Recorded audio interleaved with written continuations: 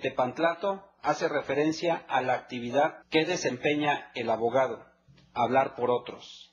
No entraña el sentido de impedir su lenguaje, sino de interpretar y adecuar sus fines e ideales para la satisfacción de intereses, siendo esto la guía que orienta los pasos del ego en el derecho.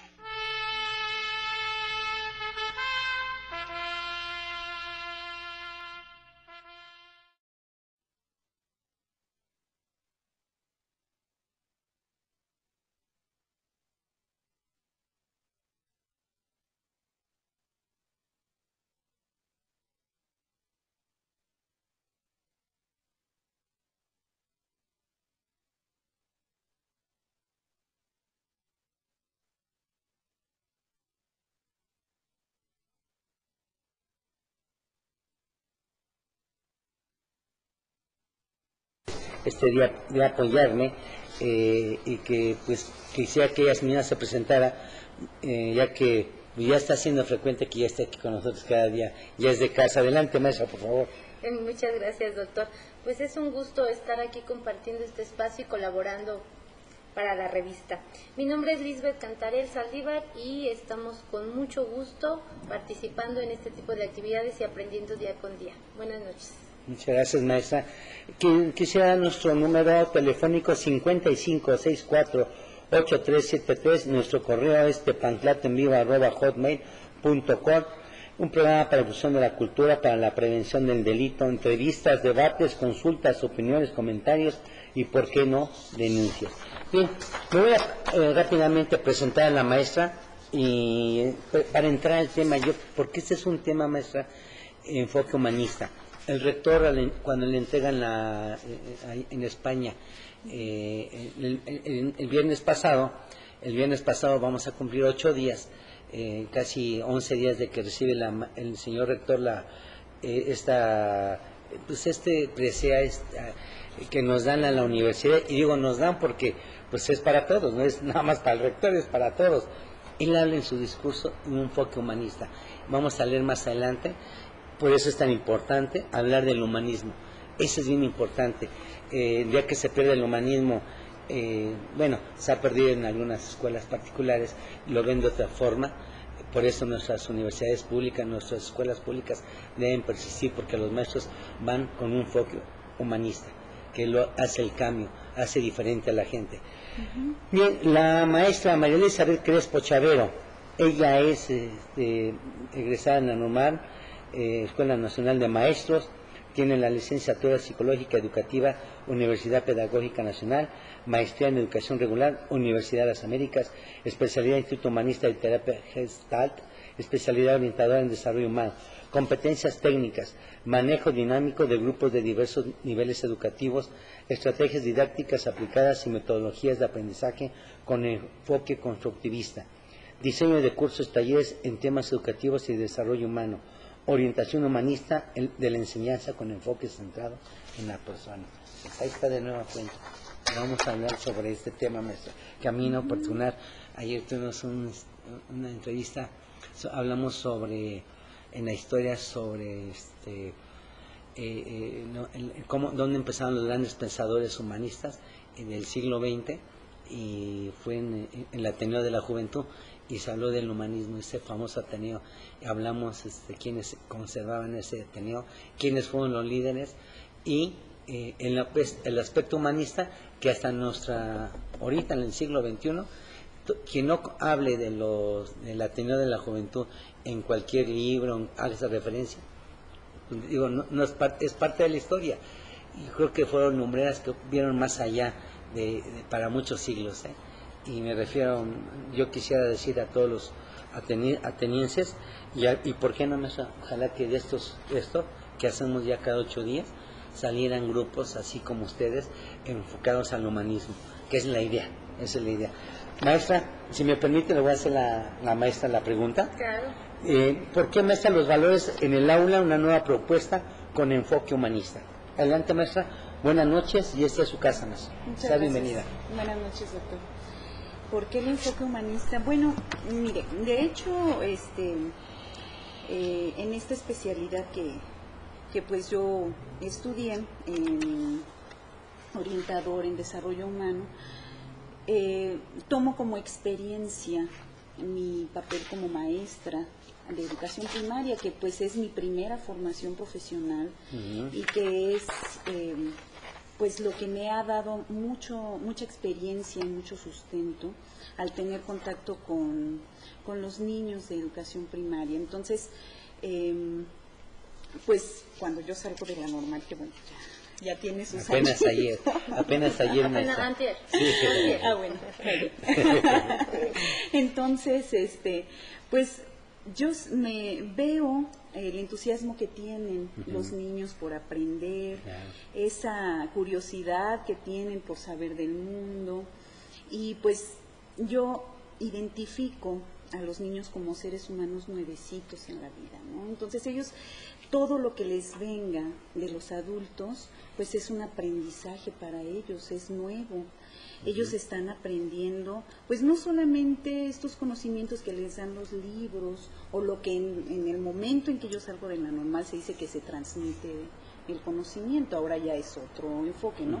Pero en ese entonces, pues no nada más es eso, sino que los niños también hay que ver que ellos tienen sentimientos, que necesitan afecto, que pues tienen una historia personal que viene de sus familias, ¿no? Entonces, esto no tenemos que perderlo de vista, porque eso es lo que hace precisamente que los niños pues vayan aprendiendo de nosotros.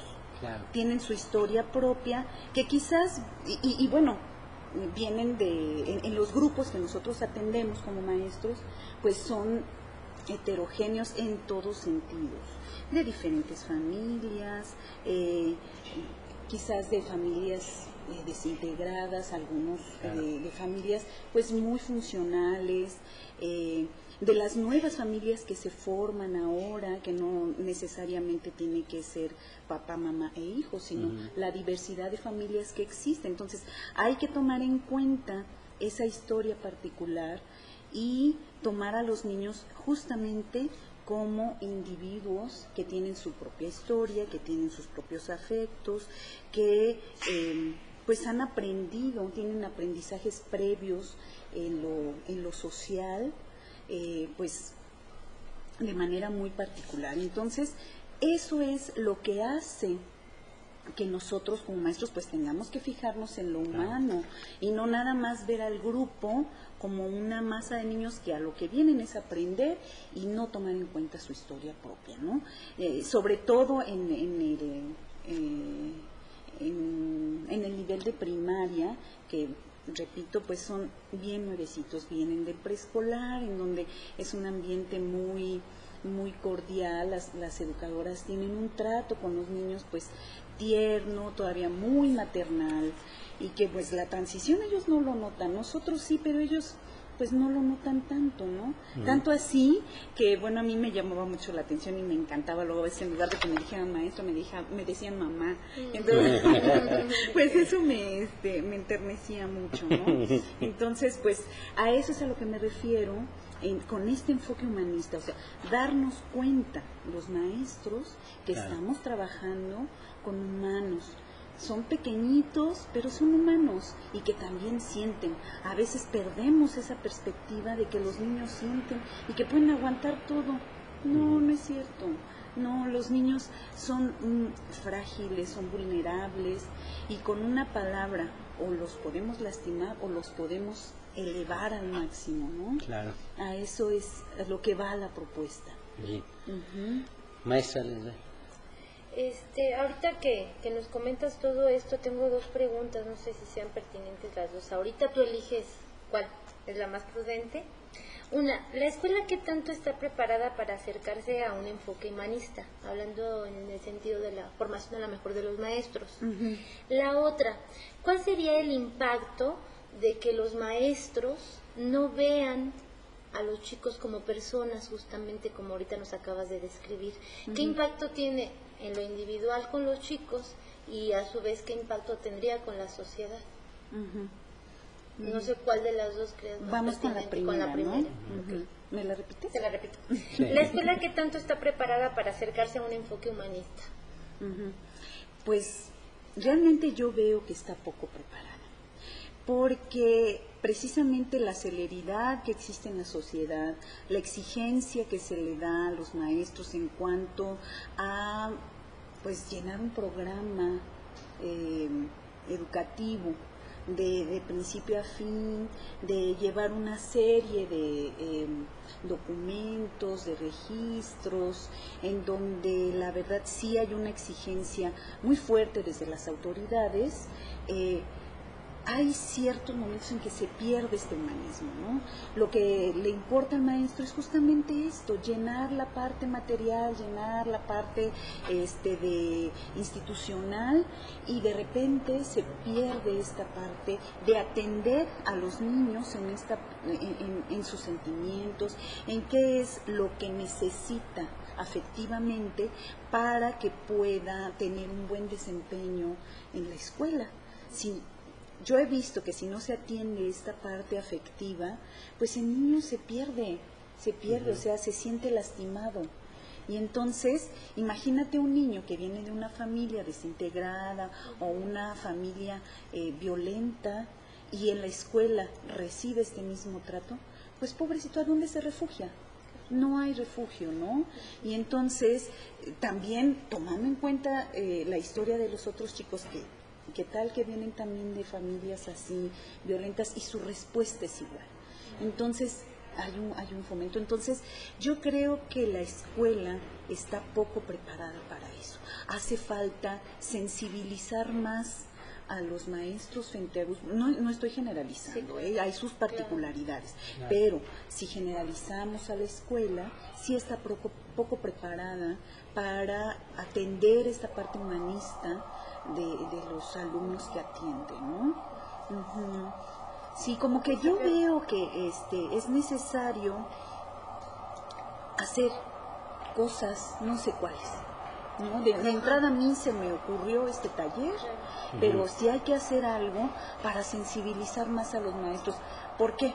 Como lo decía, o sea, como está tan metido en esta parte pues de los registros, de atender un programa, de atender a las autoridades, entonces él también tiene sentimientos, el maestro también tiene sentimientos, tiene familia, tiene afectos. ¿Qué tal que se identifica con un niño? Claro. ¿No? Y ahora que está tan con los ojos encima, derechos humanos sobre las escuelas, y que está prohibido, así lo recalco, que está prohibido tocar a los chiquitos. El contacto físico, disculpe, doctor, no, que tenga que tocar, qué grato. No lo vaya a demandar, por favor. Sí. No lo vaya a demandar. Grabado. Y está grabado, ¿eh? El contacto físico es importante, o sea, sí. Si un chiquillo viene y ya regañado en la mañana por el papá, porque no desayunó, porque se le olvidó esto, por X causa, y el niño ya viene regañado, viene con cierto pues cierto dolor, un resentimiento, y a lo mejor su maestro, su maestra, pues quizás encuentra ya el refugio, y que no le pueda dar así como que un apapacho de afecto, porque puede, sí, o sea, puede distorsionarse ese afecto. Entonces imagínate. Y sí, ahí sí es una situación difícil, ¿no? Antes había como más apertura a esto, pero se fue distorsionando en esto de que, pues, a veces el tocar a los niños, pues ya no era como muy sano, o tocarlos ya en una manera agresiva, eso de jalarle la oreja, o darle un pellizco, cosas de esas. Quizás, pues, ¿no? Ajá, entonces, pues... eso es lo que ha ido perdiéndose, ¿no? Y yo creo que sí también hay que atender esta parte de la sensibilidad de los maestros, hasta dónde sí es posible ofrecerle ese afecto a los niños. Entonces, desde ahí podría empezarse una preparación de la escuela para ofrecer un ambiente cordial a los alumnos, ¿no? Adelante, maestra. ¿Y la otra pregunta? La otra pregunta. Hacemos la pregunta y nos damos una pausa. Ok, ¿Sí? ok, sí. Adelante, maestra, por favor. Sí, ¿cuál sería el impacto de que los maestros no consideran a los chicos como personas en este sentido y enfoque humanista, tanto en lo individual como en lo social? Vamos a una pausa y enseguida regresamos. Muchas gracias.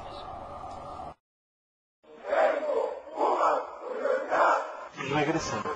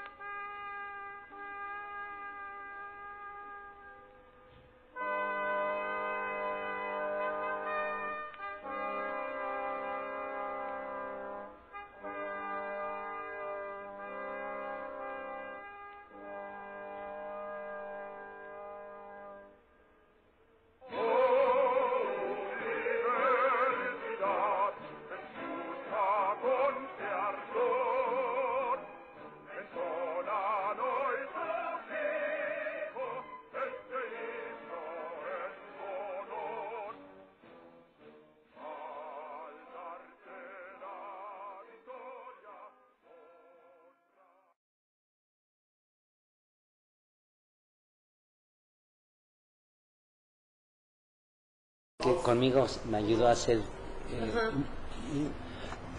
Perdón, estábamos aquí platicando. Estamos entrevistando a la maestra Elizabeth Crespo Chavero con el tema Los valores en el aula, una nueva propuesta con enfoque humanista. Pues adelante, maestra, le había preguntado a la maestra algo. Ya, te la vuelvo a preguntar. Me la repite, por favor. Adelante. Me preguntabas acerca del Sí, impacto, del ¿no? impacto, sí. Sí, pues yo creo que esto sí impacta en el salón de clases, ¿no? El no tener esa posibilidad de ver a los niños como seres humanos, individuales, con una historia propia, con sus propios afectos, con sus necesidades afectivas, por toda esta carga de trabajo. Entonces, sí impacta porque pues la escuela ya no está siendo un lugar en donde los niños expresen todas estas emociones. Se ven frenados a veces también por el mismo grupo. Ya lo que se trata es de tener el control total del grupo, a partir de un poder que tiene el maestro, y pues hay que ir sensibilizando esa parte, ¿no? Que en cuanto vean a los alumnos como receptores de su propio afecto, del afecto del maestro, que también tiene esa necesidad, ¿cómo no? El que él observe que está haciendo un papel protagónico en la vida de los alumnos, pues yo creo que es bien importante esto, ¿no? Que permita el maestro que los niños interactúen en sus emociones entre ellos mismos, es entre el grupo y del grupo hacia el maestro, pero que también el maestro muestre sus sentimientos, ¿por qué no? Pues también nosotros cuando salimos de casa pues nos podemos encontrar con muchas situaciones que perturben nuestro ánimo, ¿no? Y al llegar al grupo, pues decirles así, esa sinceridad, esa honestidad, esta parte de la autenticidad de las emociones, decir, pues sí, en este momento estoy enojado y denme chance, ¿no? Claro. Pero no desviar y en determinado, eso lo guardas, pero tiene que haber un momento en que salga, y el primero que se te ponga enfrente, pues igual y no es el que tiene la culpa, pero es el que la paga. Y entonces yo creo que también hay que reeducar esa parte emocional de los maestros, que no pasa nada cuando muestra sus sentimientos, al contrario, se muestra como un ser sensible, que los alumnos con esta parte que ellos también tienen de recibir, pueden entender al maestro. Y entonces se da un nivel de empatía, pues, agradable, ¿no? Yo te entiendo, maestro, y pues te puedo dar chance. Y la verdad, en ese aspecto, los niños son muy abiertos, entienden mucho. Los alumnos, de pues veras. yo le quisiera robar su atención tantito, a ver si... Y me dicen, si estoy no correcto, ustedes son los que están ahí adentro, platican, ustedes son la experiencia, la práctica. ¿Cómo hacer para que el maestro allegarse a los niños y que esos valores que se tienen tanto en casa, que se dan en casa, no me acuerdo que mi abuela me decía que hay cosas que se maman, hay cosas que se educan, se dan en casa, ¿no? Pero ¿cómo hacer, maestra, para que los valores se den dentro de un aula y el niño le entienda? Porque estamos hablando de que muchas veces, ya platicamos en esta mesa, los valores son primordiales. Hace poco en la Cámara de Diputados, no sé si fue con usted, maestra, decía que la Cámara de Diputados, en el Honorable Congreso de la Unión, un diputado presentó una iniciativa para hablar sobre el Instituto Nacional de Prevención del Delito. Él lo presentó ahí, una iniciativa, y yo mi intención, cuando me han presentado mi libro en varios lados, digo, para mí es una tontería crear un Instituto Nacional de Prevención del Delito. Y le voy a explicar por qué, maestro. Si creamos un Instituto Nacional de Prevención del Delito, tendríamos que crear institutos de prevención del delito en cada estado de la República. Y desde luego en el Distrito Federal, y no han funcionado los derechos humanos en cada estado. Se han vuelto parte de un sistema del Ejecutivo. Si al Ejecutivo en cada estado no le conviene, pues no me digas nada con mis derechos humanos, ¿verdad? Y estaba funcionando. ¿A qué voy, maestra? Él hablaba, el diputado hablaba de que se deben recobrar los valores, y ponía muchos ejemplos que realmente que son los que ustedes hacen. Los ejemplos, y es lo que he manejado yo en el libro, exactamente lo que él decía lo hemos manejado. Yo propongo, maestra, primero que nada quiero oír sus comentarios, cómo hacer para que ustedes, el maestro y los que nos están viendo, los padres, ayuden al maestro para esos valores que muchas veces, yo creo que por necesidades, ahorita digo, vamos a estar en una mesa de una familia grande, y lo primero que se preocupan es por comer, ¿sí? Porque la situación más está muy difícil. Y cada quien sale a la chamba, ¿no? Y dice uno, pues ahorita, luego vemos los valores, ¿no? Ahorita lo que importa es comer. Pero cuando llegan a una escuela, llámese en esa, llámese en Chimalhuacán, llámese en la Roma, en la del Valle, se deben de tener esos valores. Y yo propongo, y siempre he propuesto, que la Secretaría de Educación Pública junto con la Universidad Nacional Autónoma de México son los que deben retomar la prevención del delito, pero como debe de ser. Y dentro de la prevención están ustedes. Yo lo propongo que de retomar los valores, porque ustedes son los que están diario con el niño, diario con el adolescente, maestra. ¿Cómo hacer para que haya esa empatía que usted decía del maestro alumno? ¿Sí? Y que se haga esa conjunción de esos valores en el aula. Eso es lo más importante, para que la gente lo escuche, lo vea, y que no solamente lo escuche y lo vea, lo transmita a más gente, maestra. ¿Cuál sería su propuesta? Y yo le digo así, maestra, pero ustedes son los expertos, ¿no? ¿Qué diría usted, maestra, a la gente que nos ve y que queremos que eso no se quede ahí, que llegue a más lugares? Sí, mire, en este sentido, bueno, pues la escuela se ha tomado como una catalizadora de los problemas sociales. Tanto es así que, pues, se crean muchos programas que llegan a la escuela con el fin de que, pues, desde los primeros años de educación del niño, pues, pueda adquirir estos conocimientos, ¿no? Acerca de los programas que la SEP ha hecho esfuerzos, ¿no?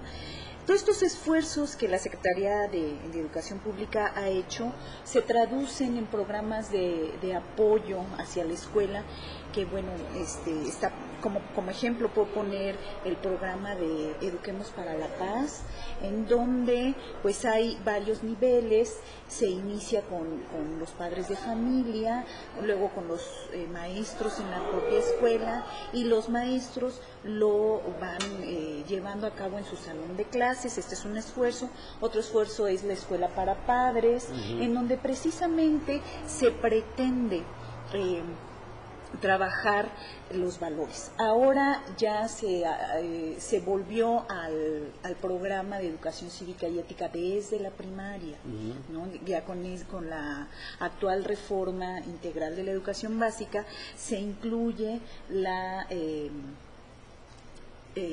asignatura de educación cívica y ética precisamente con la intención de fomentar los valores. ¿En un solo año más se hace cívica y ética o son varios? Porque yo llevé civismo, creo que ya no me acuerdo, pero yo llevé el Buen Ciudadano 1, el Buen Ciudadano 2, que eran civismo. ¿Se está dando así ahora y juntaron civismo y ética o cómo lo están haciendo? No. Se integra el concepto como civismo, como asignatura civismo. Eso ahora es un todo en torno a, justamente ahí empata un poquito con lo que nos dice y ética. Elizabeth, exactamente. Pero hacia la por año del ciudadano. Es una asignatura y año con año se ve. Okay. Y además tiene yo una digo esto para que la gente secundaria. Exacto, eso está. Yo lo llevé en la secundaria civismo 1 y 2, en la secundaria, en la primaria, la verdad fue a base de mi abuela que me decía, vas a hacer esto, o sea, de un manual. Sí, no, pero bueno, un manual, exacto, muy bien, muy efectivo. Claro que sí, claro. Sí, en ese tiempo era muy No, hombre, no, ni me digas. Muy efectivo, funcionó. Así es. Okay, perdón, sí, porque pues el papel de la autoridad era, pero sí, muy respetable, ¿no? Fuerte. Ahora las normas ya se brincan mucho las trancas, ¿no? Así. Pero bueno, le digo, en este esfuerzo entonces existe esta parte institucional, ¿no?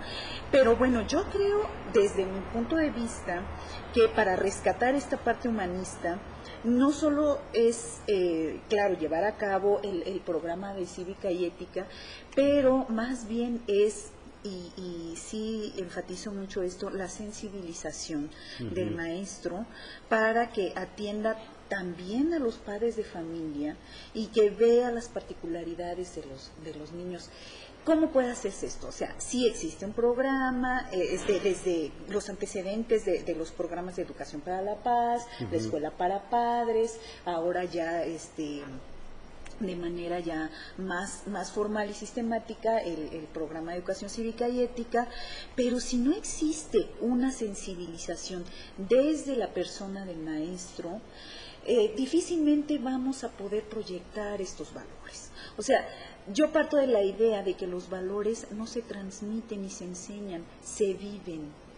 Entonces, si no hay esa vivencia en el maestro, en decir, bueno, te voy a mostrar el valor de la tolerancia, ¿sí? Y te doy toda una cátedra de la tolerancia y te digo toda la bibliografía que existe y te digo que la tolerancia es este concepto y esto y esto y esto, pero yo soy un intolerante al verte que estás platicando con el otro y te regaño y no tolero que estés en esta socialización que tienes a que tienes derecho dentro de tu grupo. No tolero que que difieras de lo que yo digo en el salón de clases. Entonces, todo lo que yo te dije como cátedra se viene para abajo, ¿no? Entonces, sí parto de esta idea de que los valores tienen que ser vivenciales. De otra manera, es más difícil que los valores lleguen, ¿no? Y lo mismo se lo transmito, o sea, yo como maestro estoy en medio del alumno y estoy y de sus padres o de la familia del alumno, ¿no? Si yo no demuestro en ambas partes vivencialmente mis valores como persona, pues ellos no van a creer en mí. Maestro, un valor que usted daría como maestro para que la gente lo sepa y ¿qué valor, así al salte pronto, ¿no? A ver, un valor que daría usted para la gente y que todos ustedes como maestros, ¿qué le diría? Haga de cuenta que somos alumnos nosotros dos, ¿qué valor nos inculcaría usted para que lo aceptemos nosotros? Así, haga de cuenta que estamos en su salón de clases ahorita. ¿Qué valor nos diría usted para que eso, como dice usted, que se viva, ¿no? Que lo sentamos nosotros para que llevarnos a la casa, pensarlo, porque está muy chiquito uno, pero yo creo que yo tengo la certeza, maestra, que ustedes son parte fundamental, se lo he dicho a la maestra, ustedes son la parte fundamental de este país, el preescolar y la primaria, la parte fundamental del país. Así se lo digo, yo creo que es eso, maestra. Vamos a hacer una pausa y nos dice ahorita que para que nos diga, llevarlo a nuestra casa. Que nos empiece a educar. Vamos a una pausa y enseguida regresamos. Regresemos. Anticiparse es cuidarse. La influenza es una enfermedad respiratoria contagiosa en todas las edades. Para prevenirla, lávate las manos con frecuencia. Cubre tu boca al toser o estornudar con un pañuelo o el ángulo del codo.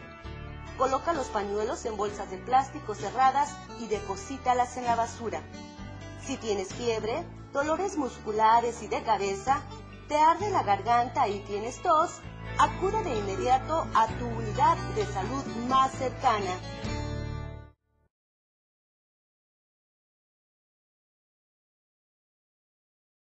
Parece mentira, pero es real, ¿eh? Es real. Sí, Sí. claro. Estamos entrevistando a la maestra Elizabeth Crespo Chavero con el tema Los valores en el aula, una nueva propuesta con enfoque humanista.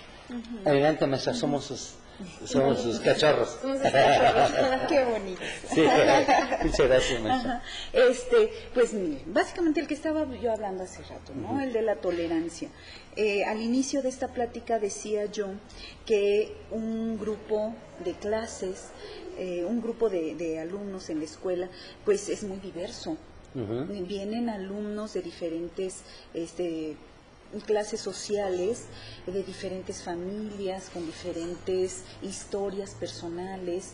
Entonces, ahí el maestro, pues, se va a ver muy proyectado. ¿Qué tal que se identifica con alguno de los alumnos y con otros los rechaza? Es muy proyectiva. Pero la eso es figura del se da muy maestro seguido, frente al grupo, es muy proyectiva. Entonces, como maestro tengo que reconocer cuáles son esas debilidades o esos vacíos que tuve durante mi formación como persona. Entonces, mi trabajo en ese momento, mi rol, y tengo que ser congruente, ¿no? Como maestro en esta aceptación de mis alumnos que vengan de diferentes familias. No voy a marginar a un niño que viene de una familia muy humilde frente a un niño que, la generalidad de la escuela pública, pues es clase media, y no voy a estar seleccionando a los alumnos.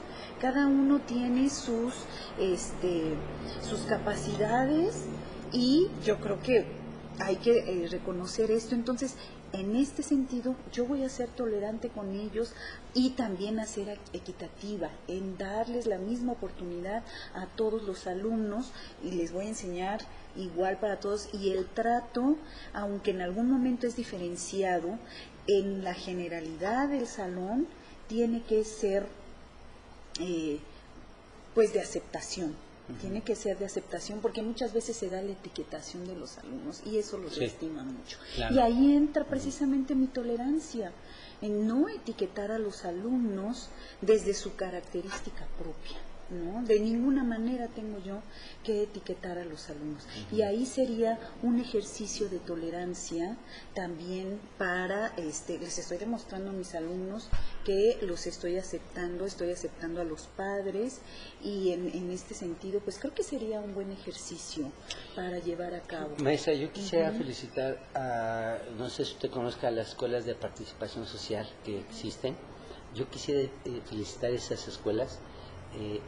De verdad que es un trabajo de calidad que hacen, extraordinario, yo me pongo de pie ante, no sé si es una dirección de ustedes, ante de la Secretaría de Educación Pública, no sé a quién pertenezcan, de la primaria, donde efectivamente, maestra, en esas escuelas de participación social entran a las 7 de la mañana, 7:15 de la mañana, y salen a las 5 de la tarde, pero les dan de desayunar, comer y cenar, maestra. Mi hija está ahí, es una escuela pública, y efectivamente van gente de escasos recursos, que papás divorciados, mamás divorciadas, viudos, viudas, y ahí se ve de todo, ahí llevando a los niños ahí, pero les digo una cosa, pero yo veo que los niños conviven muy bien, y no importa y ¿sabe qué me gusta, maestro? Le digo esto para que ustedes, ojalá que no se pudiera hacer nada más para este tipo de escuelas, sino para más.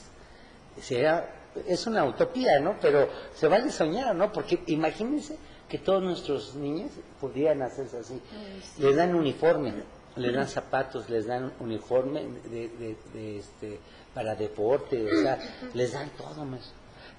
Computación, inglés, o sea, el niño nunca se aburre, jamás se aburre. Al contrario, el niño les enseña a ser responsable, sus trastos, o sea, es padre, y hay una comunicación, los enseñan a ser muy humanistas esa escuela, muy humanistas, ¿no? Ojalá que se pudiera hacer, yo no sé con quién se debe de ver eso, pero es extraordinario, ¿no? Ahí es donde yo les digo, no hay que hacer institutos, ya lo tienen la SEP, tienen a sus maestros, porque los maestros van convencidos de crear esos niños, y niños de escasos recursos, pero le estoy hablando de escasos recursos, y que salen preparados. Las secundarias también públicas, que no saben que salen ese niño, pero los aceptan, pero ya, porque dicen, no, ¿de dónde vienes de esa escuela? Adelante, porque salen muy bien preparados. Y entonces, a lo que voy yo, maestra, ahí es un enfoque humanista, ahí salen de otra forma, y les enseñan sus valores, porque los llevan al psicólogo, al psiquiatra, hay mucha convivencia con ellos, y les enseñan valores, porque muchos de ellos, les digo, vienen de familias que los tienen que llevar con un psiquiatra, padres totalmente disfuncionales, no, por eso, no, pesado, y el niño que sale de ahí, sale bien. Yo felicito a las escuelas de este tipo de participación social, que la verdad el esfuerzo que hacen tan grande, porque sé que es un esfuerzo, darles desayunar, comer, cenar ahí, y los niños cómo salen convencidos de ellos. Yo les digo, a mí me sorprende.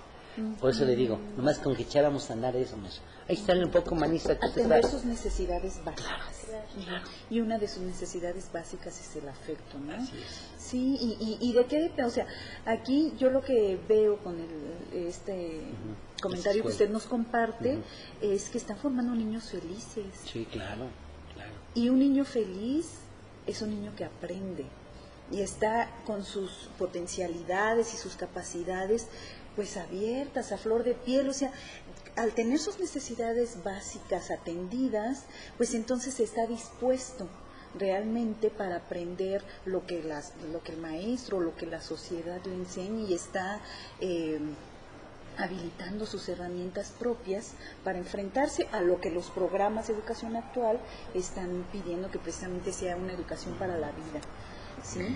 Pero bueno, aquí yo veo aquí que entra una situación importante. ¿Cuál es el papel del maestro ante esta situación? O sea, sí hemos hablado de los niños, pero ¿qué pasa con nosotros los maestros? Yo decía hace rato que pues somos muy proyectivos también con los diferentes caracteres que hay en el salón de clases, pues a todos los niveles, ¿no? Claro. Me enfoco mucho en la primaria porque bueno, es el nivel que más programas tiene, y que pues bueno es el trayecto educativo más largo de la educación básica. Si lo comparamos con preescolar y secundaria, bueno, que son 3 y 3 años en los extremos, y en medio que queda la educación primaria, que es el trayecto más largo, por eso hago más énfasis en ello, ¿no? Entonces, pues yo considero que debe haber si bien, como usted dice, no un instituto a donde acudan los maestros, que sí haya espacios en donde los maestros compartan esta parte de que a veces se sienten frustrados, se sienten tristes, se sienten enojados con la profesión. ¿Por qué no? Sí sucede eso. Eso es realmente muy, pues, muy humanista. Muy humano. Es muy humano, porque está precisamente atendiendo esta parte de las emociones.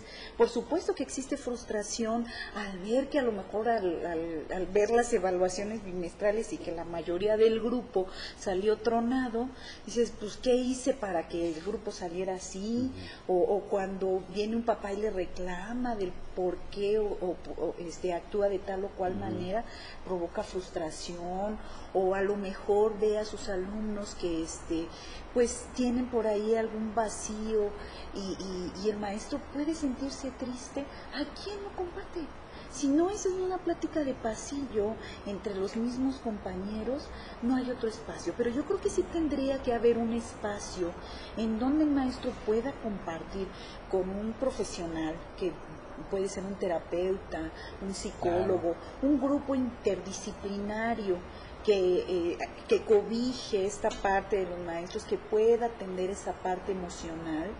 Yo creo que sería una ganancia increíble, para que de veras el maestro descargue toda esa energía que en algún momento no puede sacar, y que en estos espacios se le dé la apertura para poder hacerlo, pues estaría atendiendo esta parte humanista y entonces darle amplitud a su autenticidad como humano, al de veras revelarse con sus alumnos y que no pasa nada, que estamos en una interacción humana, que además, bueno, hay una parte aquí que haya otras profesiones que trabajen con humanos, pero son tiempos cortos. Un médico, un psicólogo, que son tiempos cortos, pero si vemos en tiempo las horas que pasa o los meses que pasa un maestro con la misma población de alumnos, pues imagínese, doctor, ¿no? Sí. Es mucha carga emocional la que lleva el maestro. Entonces, hay que irlo también apoyando, a hacer esta parte de pues en donde pueda recargarse también un maestro para que saque todas esas emociones. Yo creo que esto ayudaría mucho a que la escuela realmente, el colectivo docente, se fuera preparando, ¿no? Para que en algún momento también el mismo colectivo sea una red de apoyo. Puede que haya maestros pues fortalecidos en esta parte, y entonces que se vaya viendo pues esta es que ya dije mucho apoyo. Pues orientarlos a todos. Yo quisiera robar, ya que estuvo así, robarle unos minutos. Ya hablamos ahorita de los valores que se están dando en ese tipo de escuelas. Pero ahí ya se está haciendo una prevención, maestro. Esa es la idea. Se hace una verdadera prevención, porque se está siguiendo un sentido humanista, se está viendo al niño con un sentido humanista, y en ese tipo de escuelas, no sé, a mí me gustaría tocar otro tipo de escuelas también, pero le voy a decir por qué se está sintiendo, se están dando los valores, se está decidiendo el sentido humanista, pero está llegando en la prevención del delito, porque el niño se vea bien respetado, se ve que lo ayudan y empiezan a orientarlo, porque tenemos que dar la prevención para cuando él llegue de una primaria a una secundaria. Es un cambio también brusco, pero brusco, mesa, donde deja de tener un solo maestro. Cuando se enfrenta a una secundaria, ¿cuántos maestros habrá en una secundaria? Mínimo 3. En cada... Mínimo 3, ¿no? 13. 13, qué bárbaro. Mínimo. Imagínense, es un cambio total, maestra. Y son diferentes concepciones. Así Entonces, es. un niño que vaya bien cimentado para la prevención, para no caer en esas tentaciones, porque si no van a caer, pero digo, tal vez, pues no sería una utopía, maestra, porque están ya funcionando esos maestros. Están funcionando y ahí están, y está dando excelentes resultados. lo que sería conveniente que ustedes en un momento dado retomemos que esos maestros se pueden no solamente dar en esas escuelas, sino en más escuelas primarias. Y no pensar, maestra, yo aquí voy a lo que yo quiero. La prevención se da en esas escuelas donde todos son iguales, maestra, porque todos vienen del mismo, vienen sin economía. O sea, ¿cómo puede ser mejor yo que tú? Si yo, pues a mí, mi papi, esto, no hay, todos van a estudiar, se van a ganar lo que se tienen que ganar, porque no hay eso, maestra, no hay, todos tienen el problema económico, que digo, eso pues es normal, pero qué padre, maestra, que se haga eso, se hace una prevención. Ahí. Ahora, maestra, yo les quisiera hacer una pregunta. Ya estamos hablando de una prevención en la primaria, con los valores en la escuela.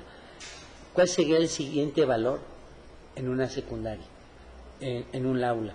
Porque eso es lo más difícil, en una secundaria. Yo creo que... Y también, y en esa misma pregunta, si usted me dice, no podemos hablar, maestra, de una escuela, yo siempre lo he dicho, que toma usted clases en la secundaria 3 de Chapultepec, donde estudiaron varios expresidentes, sí, ¿no? Digo, a que tome, y es pública, o que tome clases en la secundaria de allá de Chimalhuacán, que es pública, y lo que voy a repetir, pero hay que ver los valores del maestro, que no importa dónde están, tenemos que rescatar al chamaco, al joven, con lo mismo los valores. Vamos a una pausa, maestra, y nos regala su opinión, por favor. Sí, maestro. ¿Sí? Vamos a una pausa y enseguida regresamos. Regresamos.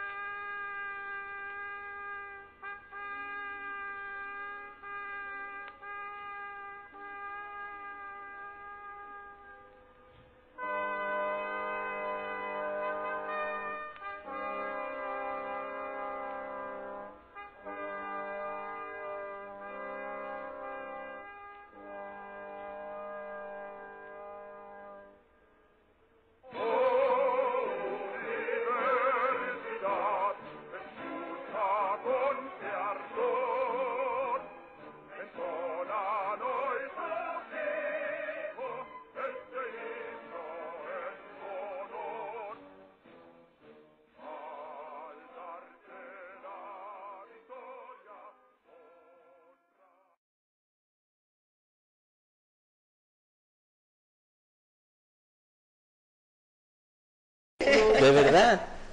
Estamos entrevistando a la maestra Elizabeth Crespo Chavero con el tema Los valores en el aula, una nueva propuesta con enfoque humanista. Adelante, maestra, ¿qué nos puede decir de ahora el brinco a la secundaria y diferentes lugares que debe de ser lo mismo? Pero ustedes son los que van a recobrar los valores con un enfoque humanista y hacer al joven, al adolescente, de otra forma, transformarlo para cuando llegue a una preparatoria, llegue a una universidad, seguir con ese enfoque humanista y se sienta él con orgullo de decir, vengo de una escuela pública, porque hay unos que dicen, no, yo no estudié allá, se les olvida dónde estudiaron, sí, se les olvida sus orígenes, no, hay que seguir con eso y que se sienta digno. Yo les he dicho a muchos amigos, si me ven yo se los he dicho enfrente, se te olvida dónde estudiaste, ahora si tú quieres, no es que mi hijo, ¿qué? Entonces estás diciendo que tú no estás preparado bien, se te olvida que vienes, no es que sí, soy tan preparado como cualquiera, ¿y de dónde vienes? No, pero, no, pues más es llevarlos bien, y llevarlos hasta arriba más, y orientarlos. Yo creo que es parte fundamental, pero adelántamos. Ustedes son los maestros. Sí, doctor, pues efectivamente sí es otro paso, pues no sé si sea el concepto correcto, un paso brusco de la primaria a la secundaria, pero porque aquí se unen dos características importantes. Una, porque el alumno cambia de la escuela primaria de un sistema específico, de, como usted lo mencionaba hace rato, de tener un solo maestro durante todo, bueno, hablemos del sexto año, durante todo un año de sexto año, porque pues él es el precedente hacia la secundaria, hacia la secundaria, que pues tiene varios maestros con diferentes caracteres, pero además el otro punto es que está entrando a la adolescencia. Ujú. Y entonces, pues las características del adolescente también son muy particulares, Totalmente. en donde, pues, bueno, se ha caracterizado desafortunadamente como mal a los adolescentes, que son rebeldes, que son groseros, que son intolerantes, pero bueno, es parte de su proceso de ser humano, ¿no? O sea, entender precisamente de que se está dando cuenta de que ya el mundo para él está siendo diferente, que pues ahora sí ya se cuestiona a los otros, tiene más herramientas. Y pues una ventaja, lo que usted dice de la escuela pública, a mí me gusta, en donde convive con varios estratos sociales, y entonces eso le da mucha pauta para ser un ser adaptado socialmente, que reconozca que existen diferentes formas de convivir con Claro. diferentes personas. Esto Claro. le va a dar muchas herramientas. Entonces, como maestros, pues tenemos que reconocer eso, no encajonar a los alumnos en una sola forma de ser, porque entonces ya no se está respetando esta convivencia con los demás. Ya no estás viendo al otro, pues que también tiene potencialidades, que tiene capacidades. Si lo ves desde estas diferencias económicas, estas diferencias sociales, ya no está siendo empático. Yo creo que uno de las características del ser humano es el ser empático. Cuando tú ves al otro y sientes lo que el otro siente, lo vas a respetar, porque te estás respetando a ti también. Estás sintiendo lo que el otro siente, y entonces puedes tener una mejor convivencia. Yo creo que el desarrollo de la empatía desde los maestros hacia los alumnos y de los alumnos con los alumnos, eso nos da pauta también para tener una mejor convivencia y ser un ser adaptado socialmente, en donde el respeto hacia el otro va a ser uno de los valores pues más fuertes. Y con esto creo que estaríamos entrando en esta prevención del delito, porque entonces ya no te vas a violentar, ya no vas a actuar desde tu individualidad y no sentir, si yo le hago al otro si yo violento al otro, ¿qué me importa? Pues al fin que a mí no me duele, ¿no? Pero en el momento en que tú eres empático, entonces te das cuenta, y darse cuenta es bien importante, de que le estás haciendo daño al otro. Y al hacerle daño al otro, pues impactas en este campo en que tú vives, y estás impactando hacia el resto de los seres que conviven contigo. Claro. Mesa para usted, digo. Sí, no. Adelante, por como favor. 10 programas así. No, sí, esto va. Tiene 10 preguntas las maestras para 10 programas, así que ustedes saben. Esta es la primera parte de 10 programas. Tu propuesta, sí tengo varias inquietudes, Sí. pero bueno, considerando el tiempo, Sí. solamente es para precisar esto. Tu propuesta está dirigida al docente como persona, para que él a su vez, dentro de su ámbito escolar, dentro del aula, pueda construir sus propias estrategias. ¿Así la entiendo? Así es, exactamente. O sea, la propuesta que yo tengo, que es un taller donde se fomentan los valores, pero con un enfoque humanista, que es el tema de esta charla, precisamente es sensibilizar al maestro con diferentes ejercicios, sensibilizar al maestro, que se dé cuenta que es capaz de sentir, que es capaz de expresar hacia los otros, que también tiene sentimientos. Trátense de los que se traten: frustración, tristeza, alegría, incluso que se dé la oportunidad de llorar. o de expresar una gran carcajada, ¿por qué no? Eso hace que tú te des cuenta también que el otro también tiene esa sensibilidad, ¿no?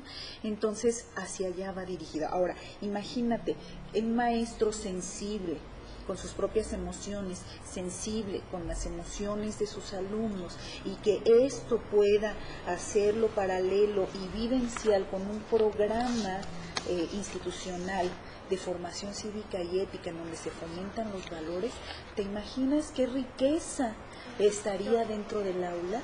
Y entonces, trabajar así en todo el día, con toda esta, con todas las asignaturas en donde se pondera precisamente a la persona. Es una persona que va a aprender a través de sus sentidos, a través de sus emociones. Pues qué riqueza de ser humano estamos formando. Y atender también esta diversidad de alumnos que existe en un salón de clases. Uy, no, de veras que la escuela pública tendría un 10esote, ¿no? Con este tipo de... Sí, y eso con que este propone el tipo de maestro será muy difícil de lograr. Esta forma es muy difícil de imponer, o no sé, ustedes está ahí, ¿qué se necesitaría? Mire, establecer la propuesta como en paralelo a la currícula que ya establecida de manera institucional, ahí ya estaría lo complejo, ¿no? ¿Por qué, maestro? Pero porque entonces ya las cuestiones a nivel Estado, donde vienen las políticas educativas, están ya muy establecidas algunas y no son tan abiertas ni tan flexibles para este tipo de propuestas, aunque veamos que este tipo de propuestas son una necesidad urgente. Pero este tipo de propuestas, bueno, no propuestas, ya lo está haciendo real aquí. Claro, de hecho es real, porque además, déjeme le digo, podríamos hablar que la escuela como institución todavía está vulnerable y no está tan accesible ante este tipo de acontecimientos. Sí. Pero el maestro como lo individual o en grupos está aconteciendo. Eso sí se está dando. Eso están haciendo sus equipos de trabajo. Y lo decimos, bueno, porque la compañera nos está hablando de un trabajo que entiendo que es un trabajo ya concluido, ya hecho, que ya hay experiencia, con la posibilidad de trabajar. O sea, el maestro, hay un gran número de maestros de escuela pública que han localizado estas necesidades y que han buscado estos espacios. Y ante maestras sensibles como la maestra Liz, que es una maestra sensible, ella está hablando de sensibilidad porque la ha vivido, porque es maestra porque es una maestra que estuvo frente a grupo, que ha tenido contacto con maestros de educación básica, ¿no? Aunque su formación inicial sea de maestra primaria, ha tenido contactos con maestros de educación básica y que por lo tanto habla de su propia experiencia y de que sí es posible llevarlo en paralelo. Bien. Lo ideal sería que esta acción en paralelo el Estado lo apoyara completamente. Pero bueno, tampoco están las puertas ¿Podemos empezar con un diplomado sobre eso, maestra? Pues un taller. Sí, claro. Bueno, pues ¿por qué no comenzamos a hacer un taller con la maestra que nos dirigiera? Y podríamos comenzar con un taller y exponerlo a los maestros de primaria y secundaria y empezar a sembrar. Sí, digo, no creo que sea tan difícil. Tenemos el material humano, tenemos la escuela pública, tenemos los maestros y tenemos las necesidades que son vigentes y son reales. Así que, bueno, maestra, nos está comiendo el tiempo y ya aquí este muchacho nos está presionando mucho.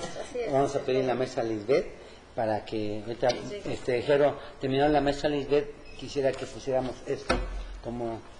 Ahorita le digo, maestra. Adelante. Bueno, pues es un honor, un orgullo, un gusto, un placer y demás adjetivos calificativos, que en nombre de la revista Tepantlato entregar el presente reconocimiento a la maestra Elizabeth Crespo Chavero por su distinguida participación en el programa Tepantlato en vivo, transmitido el día de hoy a través de internet con el tema Los valores en el aula, una nueva propuesta con enfoque humanista. Muchas felicidades, maestra. Y gracias por estar aquí. Muchas gracias. Y como dice la maestra, ese es el principio. Claro. Vamos a seguirle dando, ¿eh? Sí, es necesario. Es necesario. Sí. Maestra, ahora sí, para despedirnos, yo quisiera que, a ver, Jero, usted nos dice dónde la pueden poner.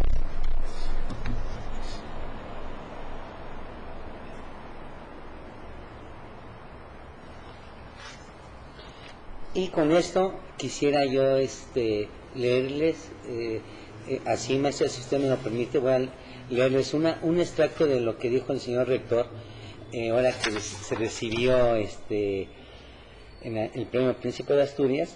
Dice el señor rector: sin ciencia propia, sin un sistema de educación superior vigoroso y de calidad, una sociedad se condena a la maquila o a la medianía en el desarrollo. Por ello, resulta indispensable reivindicar el derecho a la educación.